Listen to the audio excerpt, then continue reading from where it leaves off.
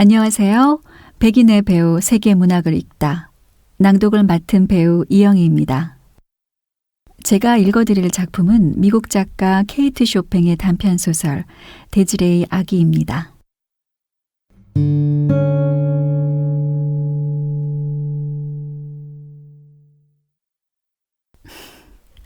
아르망은 교구에서 최고로 자랑스러운 아버지가 되었어요.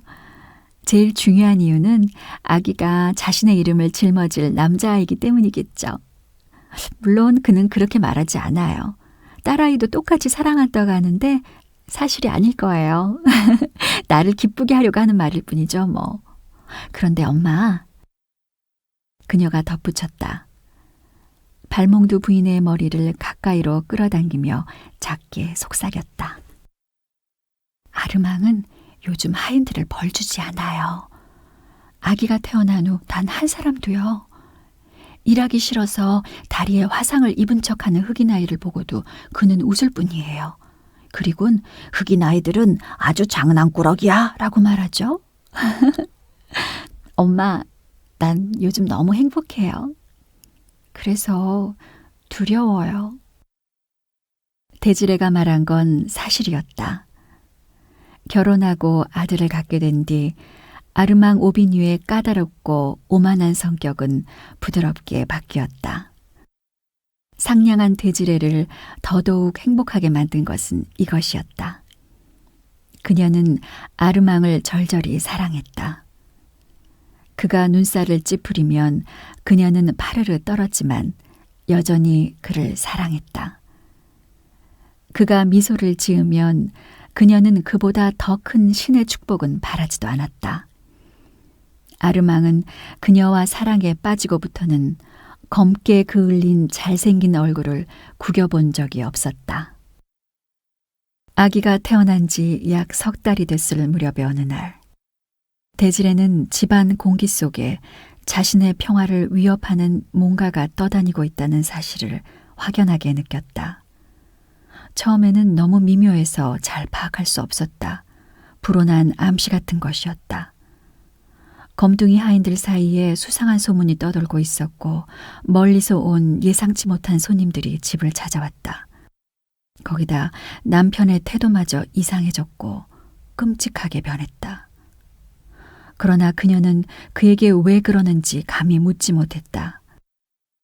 그는 그녀에게 말할 때도 똑바로 보지 않고 말했고 사랑으로 가득했던 예전의 눈빛은 사라진 것 같았다. 그는 집을 비웠고 집에 있을 때도 그녀와 아기를 피해 다녔다. 변명도 하지 않았다. 갑자기 아주 사악한 귀신이 들린 듯이 그는 노예들을 다뤘다. 데지레는 죽을 만큼 비참했다.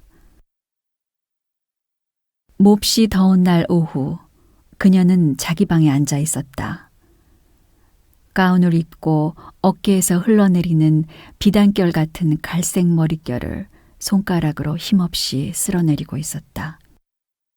아기는 반쯤 벗은 채 그녀의 커다란 마호가니 침대에서 자고 있었다. 세틴으로 짠 차양이 드리워진 침대는 호화로운 왕자 같았다. 역시 반쯤 벌거벗은 꼬마가 아기를 향해 공작 깃털로 만든 부채를 천천히 붙이고 있었다. 꼬마는 라블랑슈에서 태어난 4분의 1이 흑인 혈통인 쿼드룬 호녀라 중 한 명이었다. 데지레는 슬픔에 가득 차서 초점 잃은 눈빛으로 아기를 바라보고 있었다. 그녀는 자신을 둘러싸면서 가까이 다가오고 있는 위협적인 안개를 뚫고 나아가기 위해 애쓰고 있는 중이었다. 그녀는 아기를 바라보다가 아기 옆에 서 있는 꼬마를 바라봤다.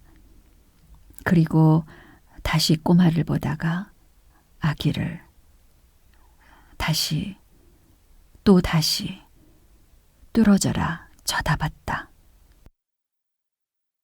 아! 자기도 모르게 외쳤다. 자기가 소리를 내뱉었다는 것도 몰랐다. 피가 차갑게 얼어붙고 진득진득한 습기가 얼굴에 들러붙는 것 같았다.